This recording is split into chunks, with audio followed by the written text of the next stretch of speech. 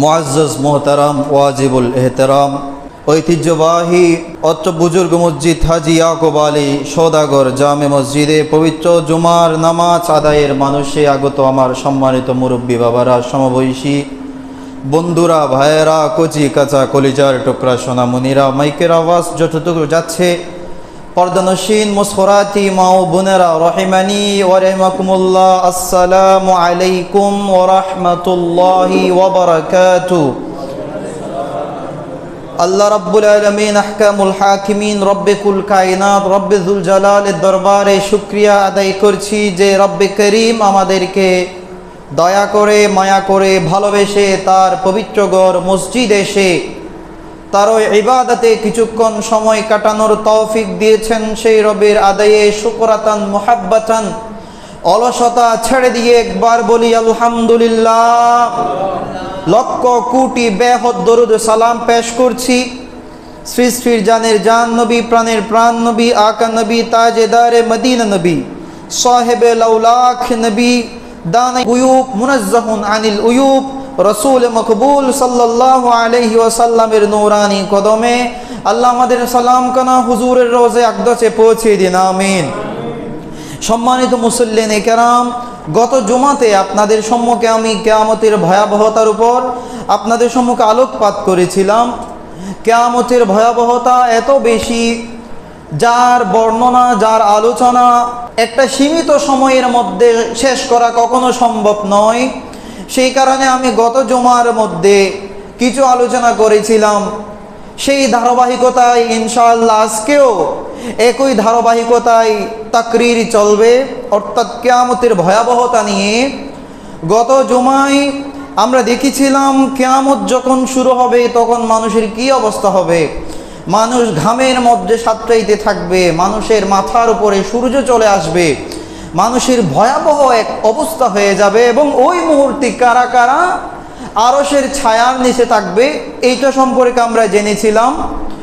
আজ আমরা জানবো এরপরে কি অবস্থা হবে কিয়ামতের ময়দানের মধ্যে, আর কি কি সংঘটিত হবে। ইনশাআল্লাহ অতি স্বল্প সময়ের মধ্যে যতটুকু সম্ভব হয় বর্ণনা করার চেষ্টা করব। আল্লাহ আমাদেরকে আমল করার তৌফিক দান করুন, আমিন।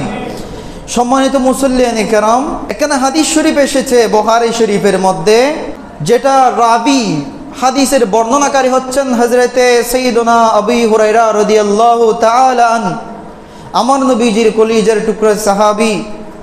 তিনি বলেন, ক্বালা রাসূলুল্লাহ সাল্লাল্লাহু আলাইহি ওয়াসাল্লাম, আমার নবীজি সাল্লাল্লাহু আলাইহি ওয়াসাল্লাম ইরশাদ ফরমাচ্ছেন, আউয়ালু মান ইউদআ ইয়াউমাল কিয়ামা আদম, সর্বপ্রথম কিয়ামতের ময়দানের মধ্যে যাকে আহ্বান করা হবে, যাকে ডাকা হবে, তিনি হলেন আল্লাহর নবী আদম আলাইহিস সালাম। সুবহানাল্লাহ বলেন।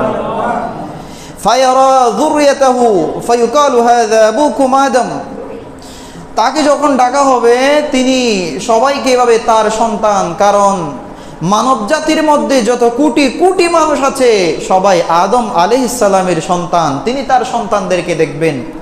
রব্বুল আলামিন ডাক দিয়ে বলবেন, হাযা আবুকুম আদম, আই দুনিয়াবাসী, এটা হচ্ছে তোমাদের বাবা আদম, দেখে নাও তোমরা। ফায়াকুলু লাব্বাইক ওয়া সা'দাইক, যখন আদম আলাইহিস সালামকে রব্বুল আলামিন ডাকবেন, আদম আলাইহিস সালাম উপস্থিত হয়ে বলবে, লাব্বাইক ওয়া সা'দাইক, রব্বুল আলামিন আমি হাজির হয়েছি।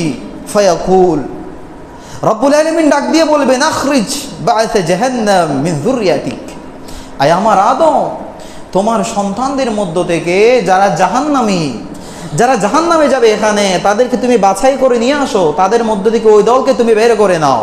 ফায়াকুলু ইয়া রাব কাম আখরুজু, আদম নবী ডাক দিয়ে বলবে, আয় রব্বুল আলামিন, আমি তো জানি না কারা জান্নাতে যাবে কারা জাহান্নামে যাবে, আমি কেমনে তো মানুষের মধ্য থেকে জাহান্নামীদেরকে বের করব। হাসরের মাঠের মধ্যে কোটি কোটি মানুষ দাঁড়িয়ে আছে, আমি তো চিনি না কে জান্নাতে যাবে কে জাহান্নামে যাবে, আমি কেমনে এখান থেকে জাহান্নামীদেরকে বের করে আনবো। রব্বুল আলামিন ডাক দিয়ে বলবেন, ফায়াকুলু আখরিজ মিন কুল্লি মিআতিন তিসআতাও ওয়া তিসঈন,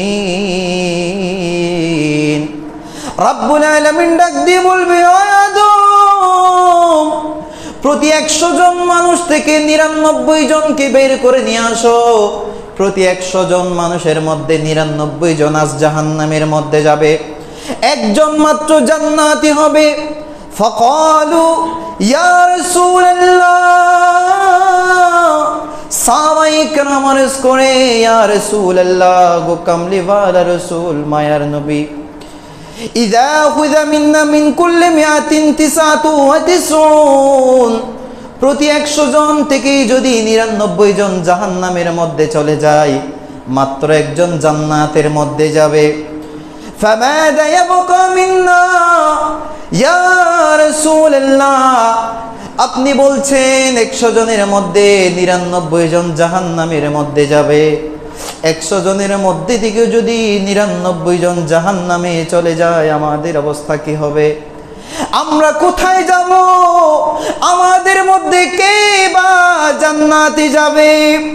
নবীজি বলে, قال إن أمتي في الأمم كالشعرة البيضاء في الثور الأسود, আমার নবীজি বলে, আমার সাহাবায়ে কেরাম, ভয় পায় না তোমরা, ভয়ের কোনো কারণ নাই।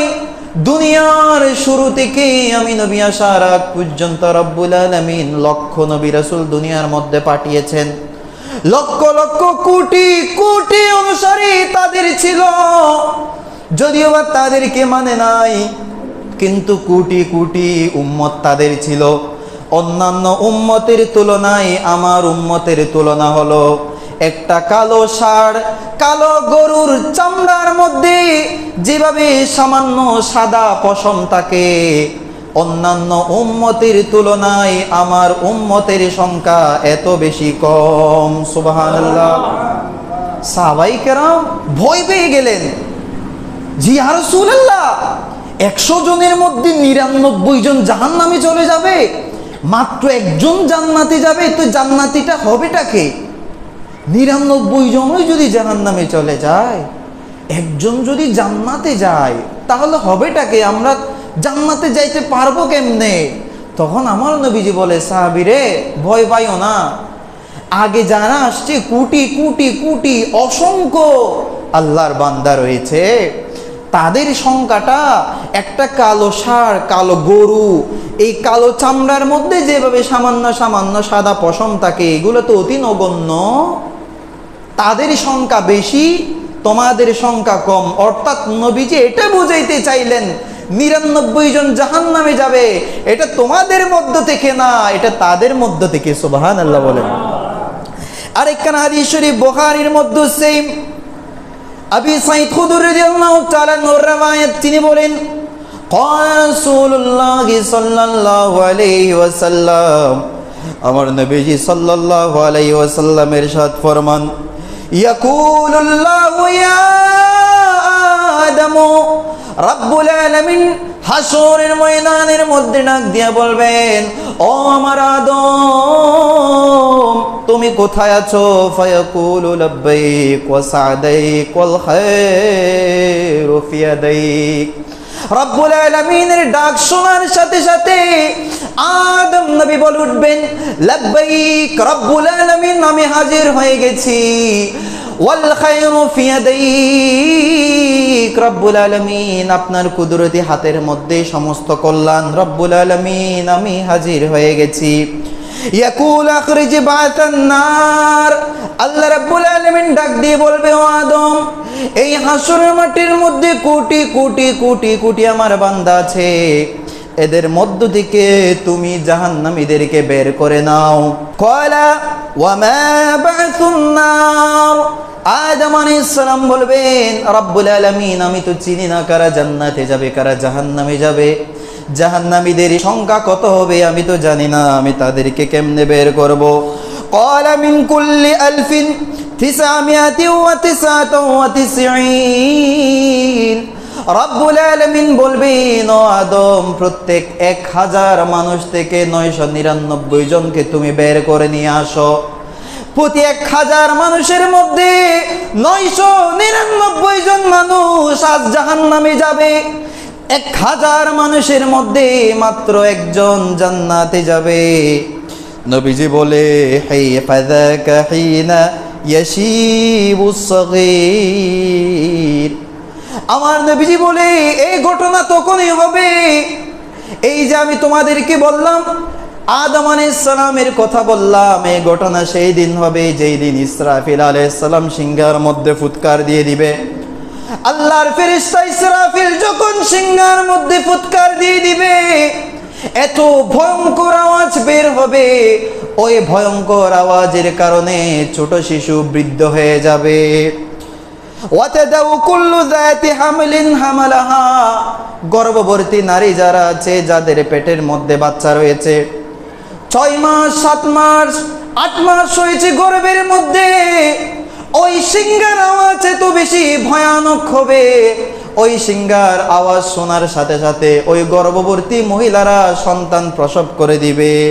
ওয়াতারান নাসা সাকরা ওয়া মা হুম বিসাকরা, ওই দিন মানুষ ওই আওয়াজের ভয়াবহতা দেখে পাগল হয়ে যাবে, নেশাগ্রস্তের মতো এভাবে দুলতে থাকবে চারিদিকে। নবীজি বলে কিন্তু তারা নেশা করে নাই, ওই আওয়াজের ভয়ঙ্কর, এত বেশি ভয়ঙ্কর আওয়াজ, মানুষ পাগলের মতো এদিক সেদিক ছুটাছুটি করতে থাকবে। নবীজি বলে এই ঘটনা যেদিন হবে ওই দিনে রব্বুল আলামিন বলবেন, আয় আমার আদম, তুমি জাহান্নামীদেরকে এখান থেকে বের করে নিয়ে আসো।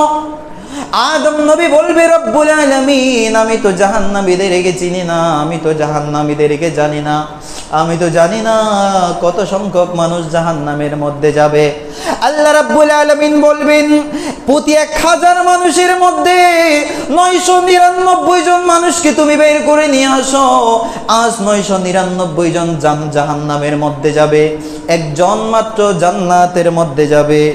ফাশতাদ্দা যালিকা আলাইহিম, রাবি বলে সাহাবায়ে কেরাম ভয় পেয়ে গেলেন, সাহাবায়ে কেরাম বড় কঠিন মনে করলেন। ফাকালু আইয়ুনা যালিকা রাজুল, ইয়া রাসূলুল্লাহ, গো মায়ার নবী, কামলে ওয়ালা নবী, 1000 জনের মধ্য থেকে যদি 999 জনে যদি জাহান্নামের মধ্যে চলে যায়, একজন মাত্র জান্নাতের মধ্যে যাবে, ইয়া রাসূলুল্লাহ, তাহলে আমাদের মধ্য থেকে জান্নাতে যাবেটাকে 999 জন হয়তো জাহান্নামের মধ্যে চলে যাবে। ক্বালা আবশিরু ফাইন্না মিন ইয়াজুজ ওয়া মাজুজ আলফান ওয়া মিনকুম রাজুল, ও আমার সাহাবীরা, তোমরা সুসংবাদ নাও, সুসংবাদ নাও, তোমরা এত বেশি ভয় পাইও না, তোমাদের ভয়ের কারণ নাই। আমি বলছি 1000 জনের মধ্য থেকে 999 জন জাহান্নামের মধ্যে চলে যাবে, একজন মাত্র জান্নাতের মধ্যে যাবে। সাহাবীরা শোনো শোনো, 1000 জন জাহান্নামের মধ্যে যাবে, তারা হলো ইয়াজুজ মাজুজ, আমার আল্লাহর অভিশপ্ত সম্প্রদায়। এরা 1000 জন জাহান্নামের মধ্যে যাবে, আর যে একজন জান্নাতের মধ্যে যাবে সেই হলো আমি কামলিওয়ালা রাসূলের উম্মত। আর একটু জোরে বলেন না সুবহানাল্লাহ। সাহাবীরা রে, 1000 জনের মধ্যে 999 জন যে জাহান্নামের মধ্যে যাবে, এরা হলো ইয়াজুজ মাজুজ, যারা আল্লাহর অভিশপ্ত একটা সম্প্রদায়, যাদের পাপ এত বেশি হয়ে গিয়েছিল, আল্লাহ এদের উপর লানত করেছেন, এদেরকে অভিশপ্ত বানিয়েছেন। 999 জন, 1000 জন তাদের মধ্য থেকে জাহান্নামের মধ্যে যাবে, আর একজন যে জান্নাতের মধ্যে যাবে সে হলো আমার উম্মত। সুবহানাল্লাহ বলেন। এরপরে নবীজি বলে, ثم قال والذي نفسي بيده إني لأطمع أن تكون ثلث أهل الجنة, নবীজি বলে, আমার সাহাবীরা, যে রবের হাতে আমি নবীর প্রাণ, যে রবের হাতে, ওই সত্তার কসম যার হাতে আমি রাসূলের প্রাণ, ওই সত্তার কসম করে বলছি, ওই রবের কসম করে বলছি, যত আল্লাহর বান্দা জান্নাতের মধ্যে যাবে, জান্নাতবাসী যত মানুষ হবে, পুরা জান্নাতের 3 ভাগের 1 ভাগ হবা আমি নবীর উম্মত। ক্বালা ফাহামিদানাল্লাহ ওয়া কাব্বারনা, সাহাবীরা বলে, এই কথা শোনার সাথে সাথে আমরা আল্লাহর দরবারে প্রশংসা করলাম, আমরা আলহামদুলিল্লাহ বললাম, আমরা আল্লাহু আকবার বললাম, আল্লাহর কাছে প্রশংসা করলাম এই ভেবে যে জান্নাতের মধ্যে 3 ভাগের 1 ভাগ হব আমরা। নবীজি আবার বলে ওয়াল্লাযী নাফসি বিয়াদিহি, ওই সত্তার শপথ, ওই রবের শপথ যার হাতে আমি নবীর জীবন, ইন্নী লা আতমাউ আন তাকুনু শাতরা আহলিল জান্নাহ, আমি নবী বলছি জান্নাতের মধ্যে যত অধিবাসী হবে গোটা জান্নাতের অধিবাসীদের 2 ভাগের 1 ভাগ হবা তোমরা। আর একটু জোরে বলে যারা জান্নাতের মধ্যে যাবে, নবীজি বলছেন প্রথমে বলেছেন 3 ভাগের 1 ভাগ হবে আমার উম্মত, আবার বলতেছেন জান্নাতের মধ্যে যত অধিবাসী হবে ওই জান্নাতের অধিবাসীদের মধ্যে যত মানুষ থাকবে ওখানে 2 ভাগের 1 ভাগ হবে আমার উম্মতেরা। সুবহানাল্লাহ বলেন। এরপরে নবীজি বলছেন ইন্না মিসলাকুম ফিল উমামি কামিসলিশ শাআরাতিল বাইদা ফি জিলদি সাউরিল আসওয়াদ। সাহাবীরা রে, একটা কালো গরুর মধ্যে, একটা কালো ষাঁড়ের কালো চামড়ার মধ্যে যেভাবে কিছু সাদা পশম থাকে, অল্প অল্প সাদা পশম, অন্যান্য আম্বিয়া কেরামের যত উম্মত তাদের সংখ্যা হচ্ছে ওই কালো পশমের মতো, তাদের সংখ্যা অনেক বেশি, আর আমার উম্মতের সংখ্যা অনেক কম, কারণ আমি সর্বশেষ এসেছি। আরেকখানা হাদিসের মধ্যে আবার আমরা দেখতে পাই আমার নবীজি বলছেন আনা আকসারুল আম্বিয়াই তাবআন ইয়াউমাল কিয়ামা, কিয়ামতের ময়দানে আমার অনুসারী সবচেয়ে বেশি হবে। এদিকে বলতেছেন আমার অনুসারী কম হবে, আবার ওদিকে বলতেছেন আমার অনুসারী বেশি হবে। এর মর্মার্থটা কি? অন্যান্য আম্বিয়াই কেরামের সময় তাদের উম্মত বেশি ছিল ঠিক আছে, কিন্তু তাদেরকে মানে নাই। নূহ নবী, আল্লাহর নবী নূহ আলাইহিস সালাম বারবার দাওয়াত দেওয়ার পরে 900 বছর দাওয়াত দেওয়ার পরে ওনার উম্মত হয়েছিল মাত্র 80 জন। এভাবে মূসা আলাইহিস সালাম বলেন, দাউদ আলাইহিস সালাম বলেন, প্রত্যেকের সময় মানুষ অনেক বেশি ছিল কিন্তু অনুসারী ছিল কম। কিন্তু আমার নবীর সময়ে মানুষ কম হলেও আমার নবীজির অনুসারী অনেক বেশি। সুবহানাল্লাহ বলেন। এই জন্য এই হাদিসের ব্যাখ্যায় মিরআতুল মানাজি ফি শরহে মিশকাতুল মাসাবি নামক কিতাবের মধ্যে আসছে কিয়ামতের ময়দানের মধ্যে জান্নাতবাসীদের 120টা কাতার হবে, ওই 120 কাতারের মধ্যে 40 কাতার হবে অন্যান্য 1,24,999 জন যত নবী আছে তাদের অনুসারী হবে 40 কাতার, আর বাকি 80 কাতার হবে আমার উম্মত। সুবহানাল্লাহ বলেন। তাহলে নবীজি সাল্লাল্লাহু আলাইহি ওয়াসাল্লাম বলছেন অন্যান্য আম্বিয়াই কেরামের উম্মত বেশি কিন্তু তাদের অনুসারী ছিল কম, কিন্তু আমার উম্মত কম হলেও কি হবে, আমার উম্মতকে আল্লাহ বাড়িয়ে দিয়েছেন। সুবহানাল্লাহ বলেন। এই জন্য নবীজি বলছে জান্নাতের মধ্যে 2 ভাগের 1 ভাগ হবে আমি নবীর উম্মত। সুবহানাল্লাহ। আরেকখানা আয়াতে কারিমা রব্বুল আলামিন সূরা আলে ইমরানের 180 নম্বর আয়াতের মধ্যে বলছেন ওয়ালা ইয়াহসাবান্নাল্লাযীনা ইয়াবখালুনা বিমা আতাহুমুল্লাহু মিন ফাদলি ওয়া খায়রুল লাহুম বাল হুয়া শাররুল লাহুম। আল্লাহ বলছেন বান্দারে, আমি তোমাদেরকে আমার অনুগ্রহ থেকে যেই সম্পদ তোমাদেরকে দিয়েছি, এই সম্পদ নিয়ে যদি তোমরা কার্পণ্য করো, এই সম্পদ যদি আমার রাস্তায় ব্যয় না করো, এগুলো যদি তোমার কাছে রেখে দাও কার্পণ্য করে, এটাকে তোমরা কল্যাণকর মনে করিও না। তুমি মনে করেছো তুমি ব্যাংক ব্যালেন্স করে তুমি সুখের মধ্যে থাকবা, তুমি নিজেকে অনেক বেশি কল্যাণকর মনে করছো, না বান্দা না, বাল হুয়া শাররুল লাহুম, এটা তোমার জন্য কখনো কল্যাণকর নয়, এটা তোমার জন্য অকল্যাণ বয়ে নিয়ে আসবে। সাইয়ুতাওয়াকুনা মা বাখিলু বিহি ইয়াউমাল কিয়ামা, কিয়ামত দিবস যখন আসবে, যখন তুমি দুনিয়ার মধ্যে কার্পণ্য করবা, যখন তুমি আমার রাস্তায় ব্যয় করবা না, যখন তুমি সমস্ত সম্পদ তোমার নিজের মধ্যে রেখে দিবা, কিয়ামত দিবসে যখন তুমি উপস্থিত হবা, ওই সম্পদগুলো তোমাকে আসামিকে যেভাবে পুলিশ হাতের মধ্যে পায়ের মধ্যে এভাবে বেরিয়ে পড়িয়ে উপস্থিত করা হয়, কিয়ামতের ময়দানের মধ্যে তোমাকে উপস্থিত করা হবে ওই সম্পদগুলোকে তোমার হাতে পায়ের মধ্যে শিকল বেঁধে একটা আসামির মতো করে। জুড়ে বলেন নাউজুবিল্লাহ। এরপর রব্বুল আলামিন বলেন ওয়ালিল্লাহি মিরাসুস সামাওয়াতি ওয়াল আরদি ওয়াল্লাহু বিমা তা'মালুনা খাবীর। আয় আমার বান্দারা, আমি তোমাদেরকে আমার অনুগ্রহ থেকে এই সম্পদ দিয়েছি, এই সম্পদের মালিকানা তোমাদের নয়। এই সম্পদ তোমরা মনে করছো তোমরা এই সম্পদ উপার্জন করে এগুলোর মালিক হয়ে গেছো। নয় নয় বান্দা, এগুলোর মালিক তোমরা না, এগুলো শুধু আমি তোমাদের কাছে দিয়েছি। তোমরা কিভাবে এগুলো ব্যবহার করে এটা শুধু এটার জন্য নয়, নয়, এগুলোর মালিক তোমরা নয়। ওয়ালিল্লাহি মিরাসুস সামাওয়াতি ওয়াল আরদি, আসমানের মধ্যে জমিনের মধ্যে যত কিছু রয়েছে, যত সম্পদ রয়েছে, সব কিছু আমি রব্বুল আলামিনের। সুতরাং তোমাদেরকে যে সম্পদ দিয়েছি এগুলো নিয়ে তোমরা কার্পণ্য করিও না, আমার রাস্তায় ব্যয় করা থেকে তোমরা বিরত থাকিও না। ওয়াল্লাহু বিমা তা'মালুনা খাবীর। আয় আমার বান্দা, তুমি মনে করছো আমি তোমাকে সম্পদ দেওয়ার পরে আমি তোমার আর কোনো খোঁজ খবর রাখছি না? নয় নয় নয় নয়, আমি তোমাকে সম্পদ দিয়েছি, আমি দেখছি কিভাবে তুমি এই সম্পদ ব্যয় করো। এই সম্পদ কি শুধু তুমি নিজের জন্য ব্যয় করো নাকি আমি আল্লাহর পথে দান করো, আমি এটা দেখছি। বান্দা এটা মনে করিও না আমি গাফেল। নয় নয়, ওয়াল্লাহু বিমা তা'মালুনা খাবীর। তোমরা যাই কিছুই করো না কেন সব কিছু সম্পর্কে আমি আল্লাহ খবর রাখি। এরপরে রব্বুল আলামিন সূরা তাওবার মধ্যে আরেকখানা আয়াতের মধ্যে বলেন, ওয়াল্লাযীনা ইয়াকনিজুনা আয-যাহাবা ওয়াল ফিদ্দাতা ওয়া লা ইউনফিকুনাহা ফী সাবিলিল্লাহ ফাবাশশিরহুম বিআযাবিন আলীম। ও আমার বান্দারা, তোমরা জেনে রাখো তোমাদেরকে আমি স্বর্ণের মালিক করেছি, সোনা রূপা ধন সম্পদ আমি তোমাদেরকে দিয়েছি।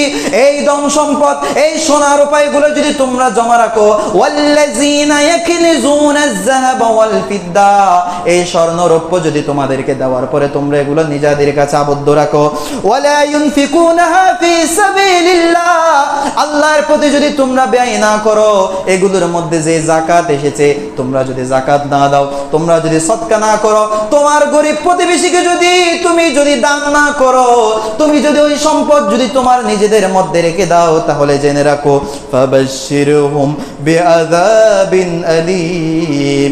আল্লাহ রাব্বুল আলামিন তার প্রিয় হাবিবকে বলছেন, ইয়া রাসূলুল্লাহ, ওই সব মানুষদেরকে আপনি যন্ত্রণাদায়ক শাস্তির সুসংবাদ দিয়ে দিন। নাউজুবিল্লাহ। আল্লাহ বলছেন, বান্দা তোমাদেরকে আমি এই সোনা রূপা, এই মাল, এই দৌলত এগুলো আমি রব্বুল আলামিন দিয়েছি, জেনে রাখো এগুলোর মালিক হলাম আমি এগুলো তোমাদেরকে দিয়েছি।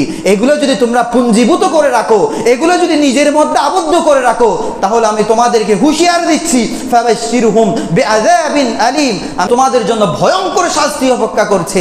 এরপরে আল্লাহ রাব্বুল আলামিন বলছেন, ইয়াউমা ইউহমা আলাইহা ফি নারি জাহান্নামা ফাতাকুয়া বিহা জিবাহুম ওয়া জুনুবুহুম ওয়া যুহুরুহুম। রাব্বুল আলামিন এই যন্ত্রণাদায়ক শাস্তিটা কিরকম হবে আল্লাহ রাব্বুল আলামিন বর্ণনা করে দিচ্ছেন। এই যন্ত্রণাদায়ক শাস্তি কিরকম হবে একটু শুনবা। শোনো, তোমরা যে সম্পদগুলা তোমরা যাকাত দাও না, যে সম্পদের যাকাত ফরজ তোমাদের হয়েছে কিন্তু তোমরা যাকাত দাও নাই, তোমার গরিব প্রতিবেশী অনাহারে দেখেছে, তোমার গরিব প্রতিবেশীর দিকে তুমি তাকাও নাই, তোমার গরিব প্রতিবেশী মেয়ে বিয়ে দিতে পারে নাই, তুমি তাকে দান করো নাই, তোমার গরিব প্রতিবেশী ছেলেকে মাদ্রাসায় পড়ানোর জন্য তোমার কাছে সাহায্য চেয়েছিল, তুমি সাহায্য করো নাই। এই সম্পদ নিজের মধ্যে রেখেছিলা, বড় আপন করে রেখেছিলা। কিরকম আপন? আজকে দেখবা তোমার সম্পদগুলো আমি কি করব, ফায়ুমা ইউহমা আলাইহা ফি নারি জাহান্নামা, ওই সম্পদগুলাকে রব্বুল আলামিন কিয়ামতের ময়দানের মধ্যে আগুনের পাত তৈরি করবেন। ফাতুকুয়া বিহা জিবাহুহুম, ওই আগুনের পাতগুলা নিয়ে জাহান্নামের আগুনের মধ্যে গরম করার পরে একবার কপালের মধ্যে দিবে, আরেকবার পেটের মধ্যে লাগাবে, আরেকবার পিঠের মধ্যে লাগাবে, এভাবে ছেক দিতে থাকবে। সম্মানিত মুসল্লিন কেরাম, আপনাদেরকে একটু বলি, আপনারা একটু উপলব্ধি করে দেখেন, একটা সামান্য গরম লোহা যদি আপনারা যদি এভাবে যদি হাতে ধরেন, তাহলে হাতের চামড়া কি থাকবে? থাকবে। তাহলে যেই ওই সম্পদকে রব্বুল আলামিন বলছেন এগুলা আগুনের পাত বানানোর হবে, আমি সাধারণ আগুনের মধ্যে দিব না, জাহান্নামের আগুনের মধ্যে গরম করার পরে আমি তার কপালের মধ্যে লাগাবো, আমি তার পেটের মধ্যে লাগাবো, আমি তার পিঠের মধ্যে লাগাবো, আমি তার হাতের মধ্যে লাগাবো। এরপর রব্বুল আলামিন বলছেন, হাযা মা কানাজতুম লিআনফুসিকুম, ওই দিন ফেরেশতারা সবার সামনে বলবে, এই তুমি না এই সম্পদগুলো নিজের জন্য জমা করেছিলা, আজ দেখো এই সম্পদগুলোই তো তুমি নিজের জন্য জমা করেছিলা। না না, ফাযুকু মা কুনতুম তাকনিজুন, যেই কারণে এই সম্পদগুলো মনে করেছিলে এগুলো তোমাকে রক্ষা করবে, তুমি মনে করেছিলে আমি ব্যাংক ব্যালেন্স করে গেলে আমি বৃদ্ধ বয়সের মধ্যে অনেক সুখে থাকতে পারবো, আমি বসে বসে খাইতে পারবো, তুমি না এগুলো মনে করেছিলা। হাদা হাদা মা কানাজতুম, এগুলাই তো তুমি জমা করেছিলা। ফাযুকু মা কুনতুম তাকনিজুন, সুতরাং এগুলোর স্বাদ তুমি নিতে থাকো। এভাবে সবাই এভাবে বলতে বলতে ফেরেশতারা ওই লোহার পাতটা একবার কপালের মধ্যে দিবে, একবার পেটের মধ্যে লাগাইতে থাকবে। থাকবে, একবার পিঠের মধ্যে লাগাইতে থাকবে, আর ওই বান্দা চিৎকার করতে থাকবে, ওই দিন আফসোস করবে, কেন আমি আমার এই যাকাত দিলাম না, সম্পদের যাকাত দিলাম না। আজকে যদি এই অবস্থা হবে জানতাম, আমি তো আমার সমস্ত সম্পদ দিয়ে দিতাম, আমি কেন দিলাম না। এইভাবে আফসোস করতে থাকবে। আমাদের যাতে এই ধরনের আফসোস করতে না হয়, সেই জন্য যাকাত দেওয়ার প্রয়োজন আছে না নাই? আর একটু জোরে বলেন না, আছে না নাই? এই সম্পদ রব্বুল আলামিন বলছেন এগুলোর মালিক হচ্ছেন রব্বুল আলামিন। এগুলো আমাদেরকে রক্ষণাবেক্ষণের জন্য দিয়েছেন। এগুলা যাতে আমরা নিজেদের মনে করি এগুলার যাকাত আছে, যাকাত যদি আমরা না দিই, তাহলে কিয়ামতের ময়দানের মধ্যে এই সম্পদগুলোকে আগুনের পাত বানানোর পরে আমাদেরকে ছেক দেওয়া হবে। আসেন আরেকখানা হাদিসের মধ্যে নবীজি কি বলছে দেখি। এই হাদিস খানা সহিহ বুখারীর মধ্যে এসেছে।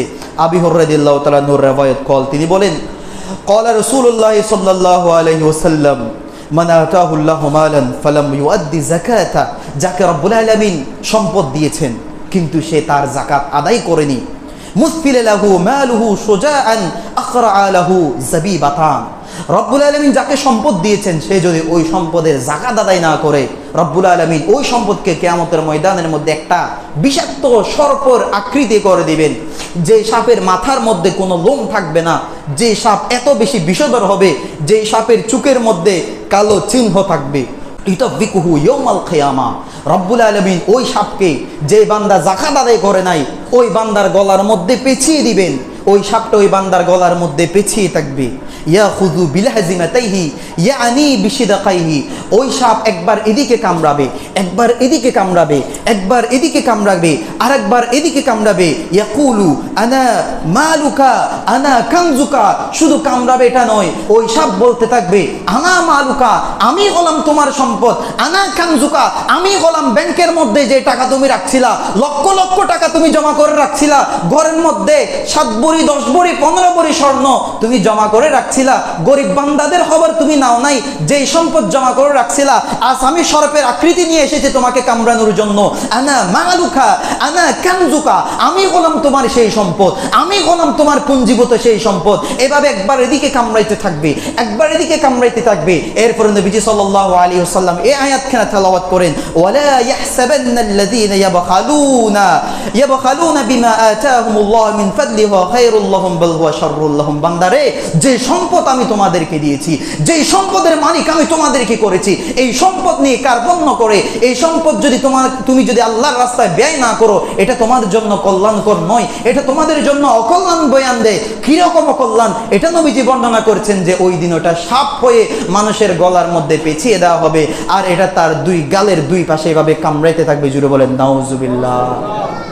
এরপরে দেখেন আরেকখানা হাদিসে পাক, অনেক লম্বা একটা হাদিস মোবারকা, এটা সহিহ মুসলিমের মধ্যে এসেছে। আবু হুরায়রা রাদিয়াল্লাহু তাআলা আনহু রিওয়ায়াত, তিনি বলেন, রাসূলুল্লাহ সাল্লাল্লাহু আলাইহি ওয়াসাল্লাম ইরশাদ ফরমাচ্ছেন, মা বিন সাহিবি যাহাবিন ওয়ালা ফিদ্দা লা ইউআদ্দি মিনহা হাক্কাহা ইল্লা ইযা কানা ইয়াউমুল কিয়ামাহ সুফিয়া আল্লাহু সাফাইহু মিন নার, যাকে আল্লাহ রাব্বুল আলামিন স্বর্ণের মালিক করেছেন, রূপার মালিক করেছেন, ধন সম্পদের মালিক করেছেন, লা ইউআদ্দি মিনহা হাক্কাহা, সে যদি তার হক আদায় না করে, নেশাব পরিমাণ সম্পদের মালিক হওয়ার পরও যদি সে তার যাকাত আদায় না করে, সুফিহাত লাহু সাফাইহু মিন নার, এই সম্পদগুলোকে আগুনের পাত বানানো হবে।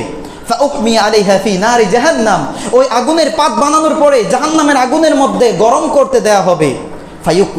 ফায়ুকওয়া বিহা জানবুহু ওয়া জাবিনু ওয়া যাহরু, ওই আগুনের পাত জাহান্নামের আগুনের মধ্যে গরম করার পরে একবার তার কপালের মধ্যে লাগানো হবে, একবার তার পেটের মধ্যে লাগানো হবে, একবার তার এই সাইডে লাগানো হবে, আর একবার এই সাইডের মধ্যে লাগানো হবে, আর একবার পিছনের মধ্যে লাগানো হবে। কুল্লামা বারিদাত উঈদাত লাহু, আপনারা চিন্তা করছেন ওই আগুনের পাতটা কতক্ষণ না গরম থাকবে? নবীজি বলছে যখন ওই আগুনের পাত ঠান্ডা হয়ে যাবে, আগুনের পাত আরেকটা নিয়ে আসা হবে, এবং যেটা দিয়ে ছেক দেওয়া হয়েছিল ওটা আবারও জাহান্নামের আগুনের মধ্যে রাখা হবে।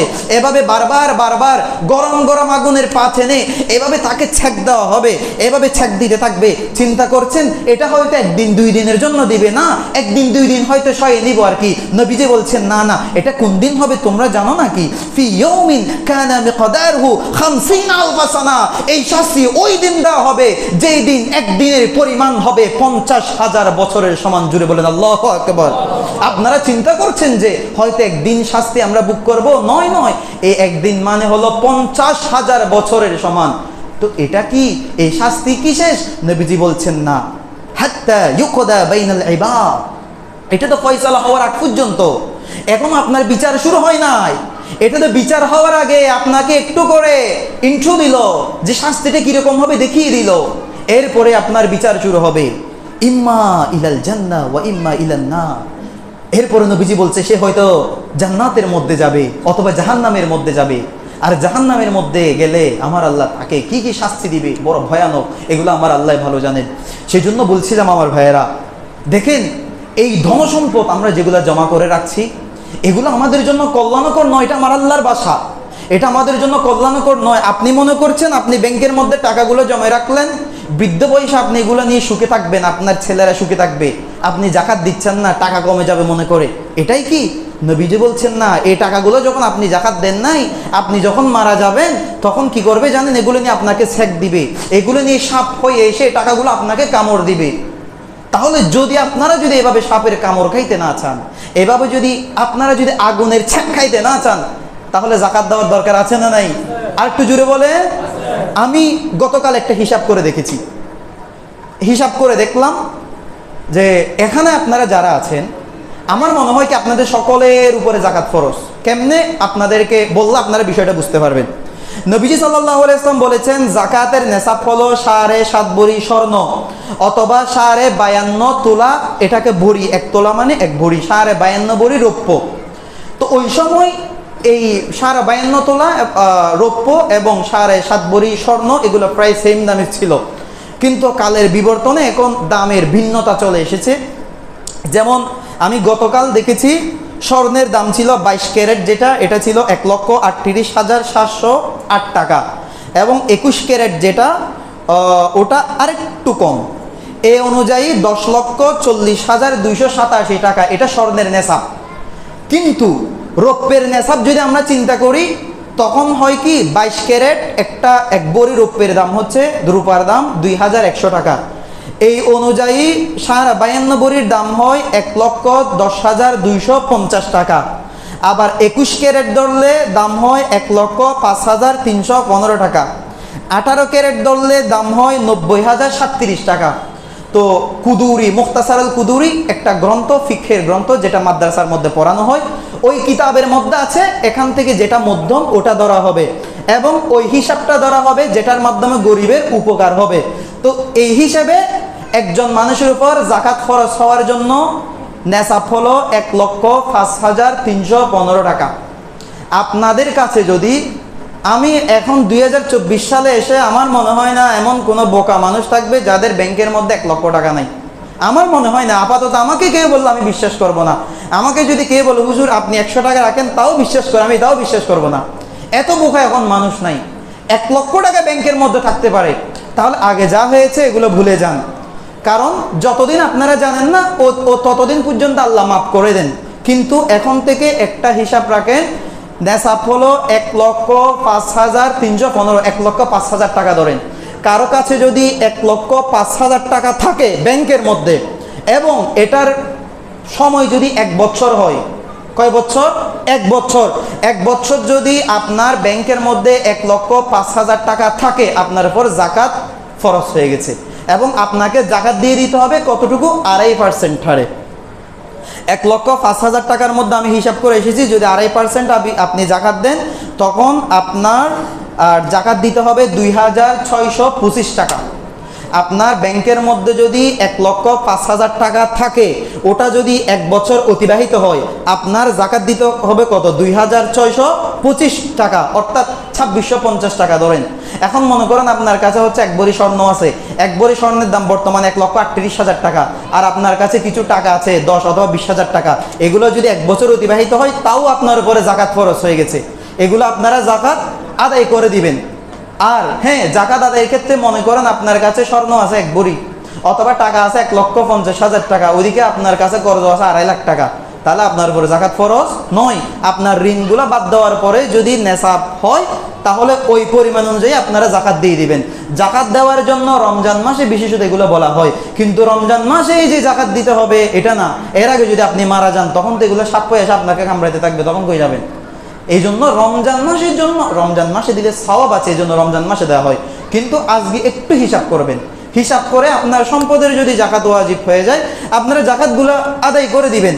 জাকাতের মাধ্যমে মানুষের সম্পদ কমে না, জাকাতের মাধ্যমে মানুষের সম্পদ আরো বৃদ্ধি পায়, মানুষের সম্পদ পবিত্র হয়ে যায়। যেমন আপনি যদি যাচ্ছেন 10 লক্ষ টাকা পকেটে নিয়ে, চোর একটা এসে আপনার টাকাগুলো নিয়ে নিল, শেষ, সেখানে তো শেষ। তো আপনি যদি জাকাত দেন তাহলে ওই টাকাগুলো আল্লাহ রাব্বুল আলামিন রক্ষা করবে চুরির হাত থেকে, ডাকাতির হাত থেকে, অনিষ্টের হাত থেকে। তাহলে এই জিনিসটা আপনারা খেয়াল রাখবেন যে কত বললাম, 1,05,000 টাকা। এই জিনিসটা কিন্তু খেয়াল রাখবেন আপনারা। এই সম্পদগুলো আর এই জাকাতগুলো না দিলে যে আমার ক্ষতি হয়ে যাবে এমন না, এগুলো আপনাদের লাভের জন্য বলতেছি। এগুলো নিয়ে একটু চিন্তা করবেন। আপনারা দেখতেছেন দেশের অবস্থা খুবই ভয়াবহ অবস্থা। আমি যে কোনো অবস্থা নিয়ে যেগুলো বলার প্রয়োজন এই মিম্বর থেকে আমি আপনাদেরকে কথাগুলো সবসময় বলি। এর আগে আপনাদেরকে একটা কথা বলেছিলাম, স্বৈরাচার পতনের পর আপনাদেরকে একটা কথা বলেছিলাম যে আপনারা প্রয়োজনে মন্দির পাহারা দিবেন। আমরা যখন প্রয়োজন হয়েছিল সাম্প্রদায়িক দাঙ্গা থেকে এই ভূমিকে রক্ষা করার জন্য আমি নিজেও মন্দির পাহারা দিয়েছিলাম, আপনাদেরকে উদ্বুদ্ধ করেছিলাম যাতে সাম্প্রদায়িক দাঙ্গাটা না লাগে। কিন্তু আমরা পাহারা দিয়েছিলাম কখন? যাতে আমাদের দেশের মধ্যে অরাজক পরিস্থিতি সৃষ্টি না হয়। কিন্তু তারা যদি এসে আমাদের ভাইয়ের উপর হামলা চালায়, আমার সাইফুল ইসলাম ভাইয়ের মতো আবারও যদি আমাদের ভাইদের উপর আঘাত করার চেষ্টা করে, ওই মন্দিরকে যদি তারা দারুন নাদোয়া বানায়, ওই মন্দিরকে ভাঙতে আমরা 2 মিনিট সময় নিব না। আমাদেরকে জেহাদি মনোভাব থাকতে হবে। সুফিগিরি অনেক দিন আমরা দেখিয়েছি। একটা কথা মনে রাখবেন, এই দেশের মধ্যে ইসলাম এনেছে শাহজালাল, শাহফরান, শাহমানত, আল্লাহর ওলি কেরাম ইসলাম এনেছে। তারা এই কাফেরদের বিরুদ্ধে যুদ্ধ করে, জিহাদ করে এখানে ইসলাম এনেছে। আমরা দেশের প্রয়োজনে সাম্প্রদায়িক সম্প্রীতি রক্ষা করার জন্য আমরা বলেছি আমরা মন্দির পাহারা দিব। কিন্তু ওই মন্দির থেকে যদি ইসলাম বিদ্বেষী কোনো সিদ্ধান্ত আসে তাহলে আমরাও বসে থাকবো না, আমরা তরবারি নিব। আরে আমাদের পূর্ববর্তী কারা? আমরা কাদের উত্তরসূরি? আমরা শাহজালালের উত্তরসূরি। আমরা কাদের উত্তরসূরি? আমরা সাহাবায়ে কেরাম, ওনারা তো তরবারি নিয়ে যুদ্ধ করেছেন। এটা জঙ্গিবাদ নয়। আপনারা এগুলোর সাথে জঙ্গিবাদের সাথে তুলনা করবেন না। আরেকটা কথা আমি এখান থেকে বলেছিলাম যে আমরা আইন হাতে তুলে নিব না, কিন্তু আজকে একটা কথা বলতে বাধ্য হচ্ছি। আমরা সবাইকে মাজারকে ভালোবাসি না? একটু বলেন না, ভালোবাসি কিনা? আমি তো এখান থেকেই বলি যে ভণ্ডদের বিরুদ্ধে, আমি নিজেও বলি আমরা তো ভণ্ডদের পক্ষে আমরা নয়। মাজার মধ্যে যেসব ভণ্ডামি হয় আমরা এগুলোর পক্ষে নয়। কিন্তু হক্কানি রব্বানি ওলি কেরামের মাজারের মধ্যে গতকালও হামলা হলো। আমি অবাক হয়েছি, আমার চোখ দিয়ে পানি এসেছে যখন দেখলাম ওই খারজি এজিদের বংশধররা মুসলমানদের নামদার কিছু ইসকন যখন মসজিদের মধ্যে আগুন দিয়েছে। আমি আগে বলেছিলাম আপনারা আইন হাতের মধ্যে তুলে নেবেন না, কিন্তু এখন বলছি সিদ্ধান্ত চেঞ্জ। তারা যদি এভাবে আইন নিজের হাতে তুলে নেয়, প্রশাসন যদি ব্যবস্থা না নেয়, আমরা নিজেরাও এদেরকে প্রতিবাদ করব। এই এলাকার মধ্যে মাজার আছে কিনা? আছে কিনা? কোন এজিদের বাচ্চা যদি এই মাজারের মধ্যে হাত দিতে আসে, আপনারা প্রয়োজনীয় কমিটি গঠন করবেন। কোন এজিদের বাচ্চা যে হাত দিতে আসে, ওই হাতটা আমরা কাটতে দেরি করব, আমরা প্রশাসনিক ব্যবস্থা নিব। কিন্তু প্রশাসন যদি ব্যবস্থা নিতে দেরি করে, আমরা বসে থাকবো না। সে যদি মাজারে হাত দেয়, আমরা ওই হাত কেটে ফেলবো। যেই পা দিয়ে এদিকে এসেছে ওই পা আমরা কেটে ফেলবো।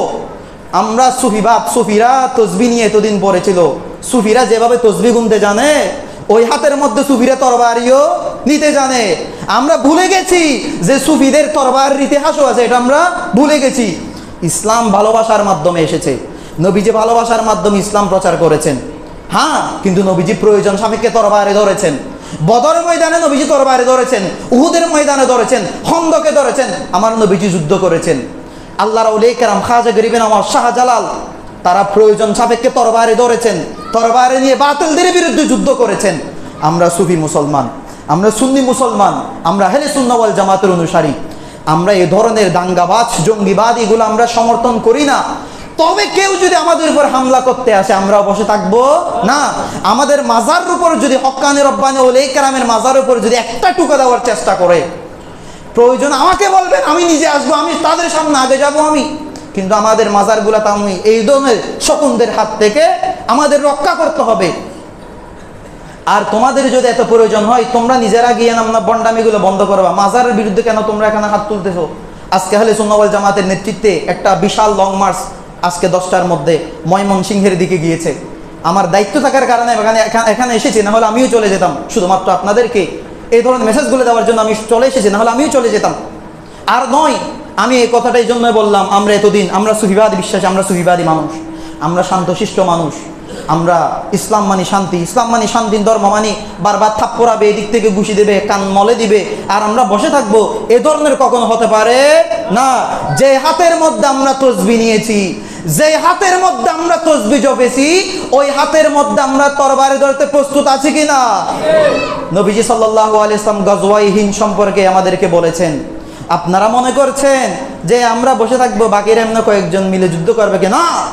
রাসূল এই যুদ্ধটা হবে, এটা নবীজি সাল্লাল্লাহু আলাইহি ওয়াসাল্লাম ভবিষ্যৎবাণী করেছেন। এখন না হলে সামনে হবে, তখন হবে কাফের এবং মুসলমানদের মধ্যে যুদ্ধ। আপনারা মনে করছেন যুদ্ধ শেষ হয়ে গেছে? না, যুদ্ধ হবে।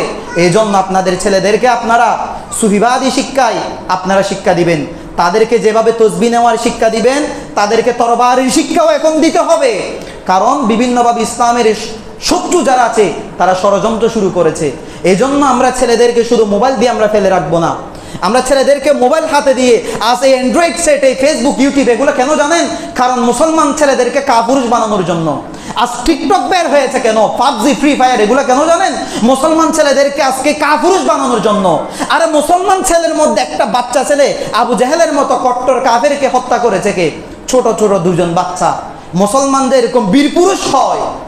আজ আমাদের বাচ্চাদেরকে দেখেন, 1 মাইল হাঁটতে পারে না, একটা ঘোড়া মাথার মধ্যে নিতে পারে না, 1 বস্তা চাল নিতে পারে না, যে বেতায় কাতরায় যায়। এগুলো কেন হয়েছে? আজ এই কাফেরদের ষড়যন্ত্র, এই টিকটক, ফ্রি ফায়ার, পাবজি নিয়ে আমাদের মুসলমানদেরকে কাপুরুষ বানানোর জন্য।